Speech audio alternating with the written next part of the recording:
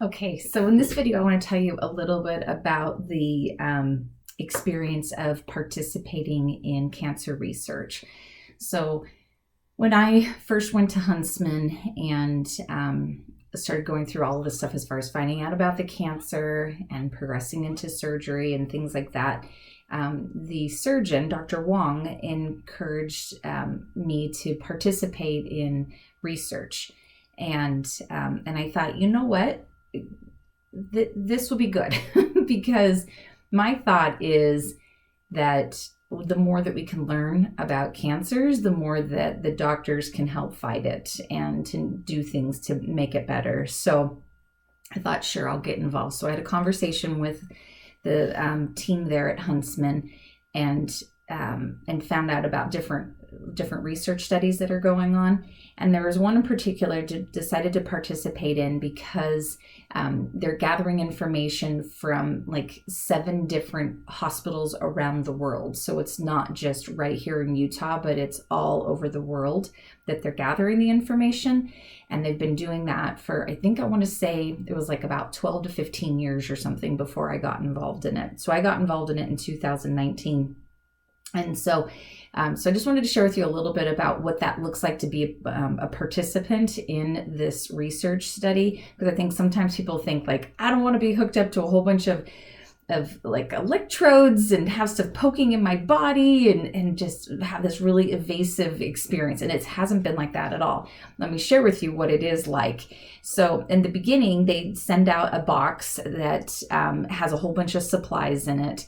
And then at the 6-month mark, they have you do it again. So the supplies include things like papers to fill out. So there's surveys and things to fill out. They also include things like rubber gloves because they want you to take a stool sample. And they provide all of these little containers. And then what you do is after you collect the stool sample, you actually put it into this insulated bag. And they provide little things that are these little cold packs. Like this one isn't frozen yet, but it'll be frozen. There's a couple of them and I'll stick it in here.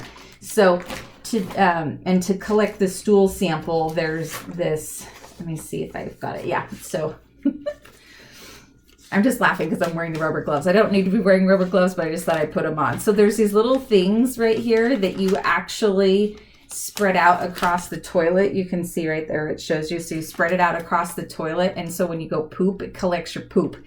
And then from this, you scoop a little bit of poop and you stick it inside the container.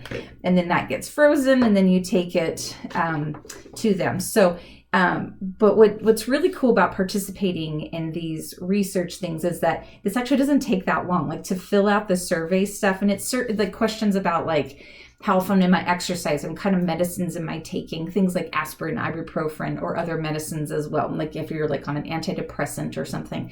So it's just kind of just a quick little overview of what you've been doing.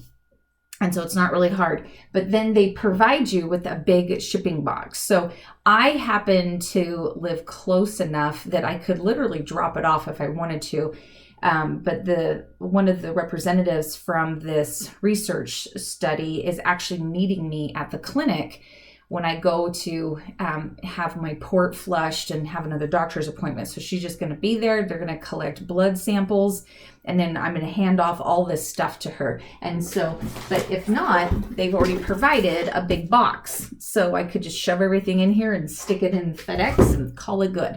So I'm sharing that with you because I want you to see how really simple it is, like probably including everything that I need to do from filling out the paperwork to collecting the poop to freezing stuff and shipping it off, like maybe an hour of my time. And that's would be because I would be going like super slow and not hurrying through anything. So probably somewhere between like a half an hour to an hour of your time. But the great thing is that the opportunity to participate in these kind of studies. And so I encourage you, if you are going through a cancer journey, if there's an opportunity for you to participate in a research study, totally do it. Oh, and then that reminds me, I actually am participating in another research study that was really, really simple. So what had happened is the day of my surgery to have 9 inches of my colon removed, I talked with a representative from another research study, and she asked if they would be allowed to take part of the sample of the basically the part of the colon that was cut out.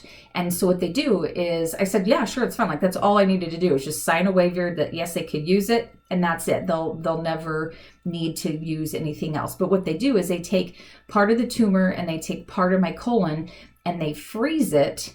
And so in the future, should they ever need to have samples of tumors, samples of tissue of the colon, they can go back and they can pull little pieces from my colon or little pieces from that tumor, the sample that they've got.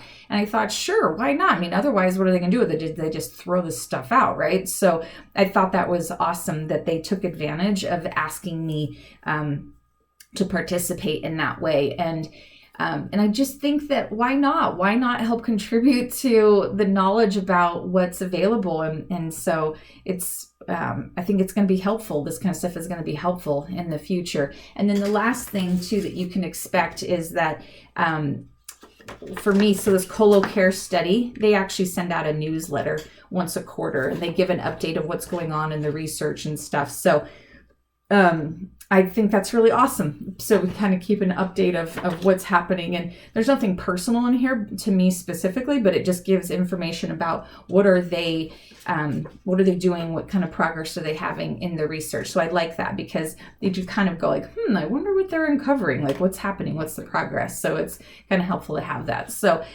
anyhow, as you're on your cancer journey, perhaps stop and take a moment. Just look inside your heart and see, does it make sense for you to go and participate in the research? You need to look at that for yourself. But for me, I'm grateful to do it. And I'm grateful that my surgeon encouraged me and that it has not been complicated to participate in it. So I'm grateful for that because throughout everything else that's complicated with cancer, I don't want the research part to be complicated as well. All right, my friends, I'll see you next time. Thanks so much. God bless.